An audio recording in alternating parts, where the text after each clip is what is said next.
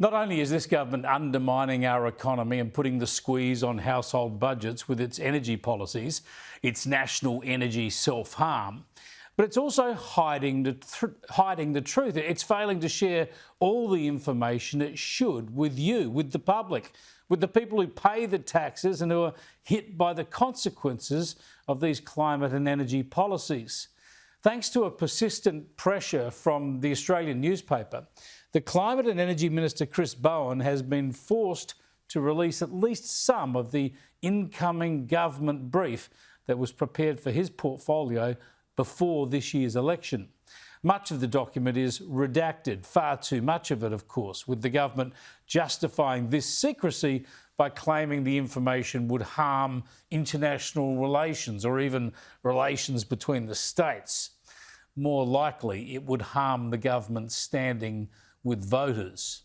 Still, what we have been given access to tells a bad story for the government, and it spells more bad news for consumers.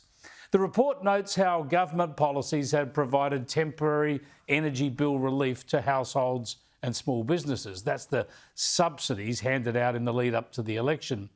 But then it goes on to note that the draft default market offer points to further significant increases in retail electricity prices in the forthcoming financial year. Yeah, all the public information is right, and nothing the government has kept secret can change the grim reality. The government has been spending your tax dollars artificially subsidising power bills to keep them lower, but even still, power prices are heading further north. Now, we keep calling this out on this program, as you know, explaining how the renewables rollout is pushing prices up, so I'm sorry to be repetitive, but this is crucially important because it affects all of us and because the government keeps telling us the exact opposite. The cheapest, most reliable form of energy for Australians, and that, of course, is renewable energy. Renewables, the cheapest form of energy. Cheapest energy prices going forward. Renewable energy is incredibly cheap. Not only is this absolute rubbish, but it's echoed by the Greens and by the Teals. They're all in on pushing these big climate and energy lies. And much of the media, especially the taxpayer-funded media, just pushes this propaganda as well without any scrutiny of the facts, without any deference to reality. I mean, if you wonder just how audacious the lies are and how little accountability there is, how the broken promises are just ignored, you only have to remind yourself what Labor promised to deliver when they were first elected. Reducing power prices by $275. Reducing power prices by $275. By 2025, $275 a year. $275 a year. We'll get power prices down by $275 a year. $275 for the average house, lower in 2025 than today. Now, as you know, instead of that, prices have gone up by about $1,000 a year.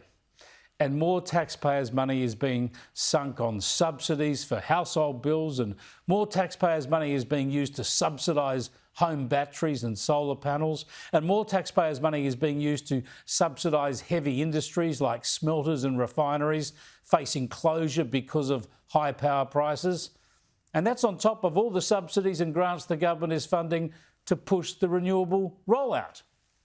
Little wonder these issues dominated Question Time today. Why did this minister do everything he could to hide this document from the Australian public, instead of doing everything he could to reduce power prices by $275?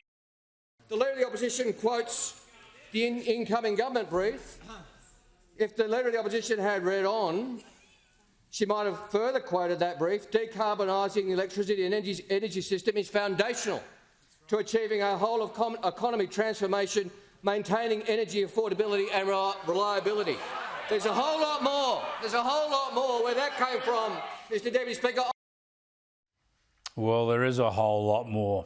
There sure is. There's a whole lot more. A whole lot more pain on the way as this country deliberately undercuts its own cheap energy advantage. The latest pressure point is in New South Wales, Hunter Valley, where a major heavy industry player is under threat because of these inflated power prices.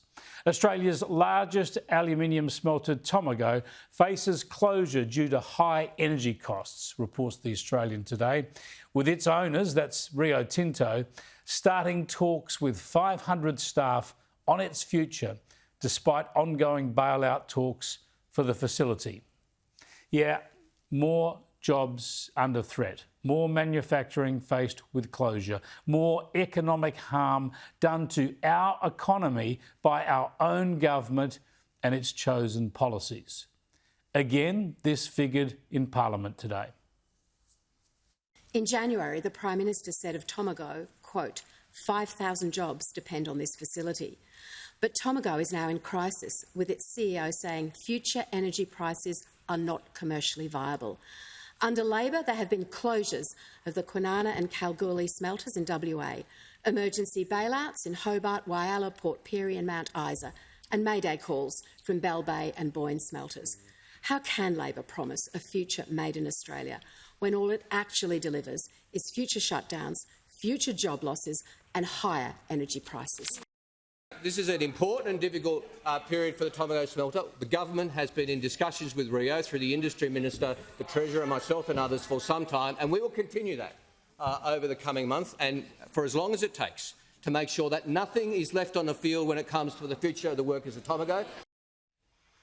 All smug in his renewable enthusiasm 1 minute, then on the defensive about real companies, real jobs, real families facing a bleak prospect. That's Chris Bowen for you. Now, in my view, Tomago probably won't close. It's too important. It's Australia's largest aluminium smelter. So what I predict will happen is that the government will subsidise Tomago too, like so many other heavy industry operations. They'll subsidise it to keep it going. This is the self-harm that Labor and the Greens and the Teals are perpetuating here. Government policies wrecking the energy grid with the rush to renewables, taxpayers' funds tipping into this energy transition from every direction, and taxpayers' funds then subsidising industry to keep it going despite the harm caused by this transition. We used to have a prosperous economy based on cheap, affordable energy. Now we have expensive energy and a power Ponzi scheme where the only ones who keep winning are the power companies and the rest of us all lose all of the time. And what's astounding is that despite all the evidence, the rising prices, the household pain and the industries under stress, this government remains committed to accelerating down the very same path that's created all the problems. And they also went on to say there is significant uncertainty about when renewable projects will be available at the scale we need. Now, that's unfortunate, but we agree we should have more renewables quicker. Those opposite would see less renewables across our country. Yeah, Chris Bowen is the energy whiz kid, apparently. All the evidence here and right around the world is wrong, and this country is betting the whole economy on Blackout Bowen's renewable energy plan. Good luck.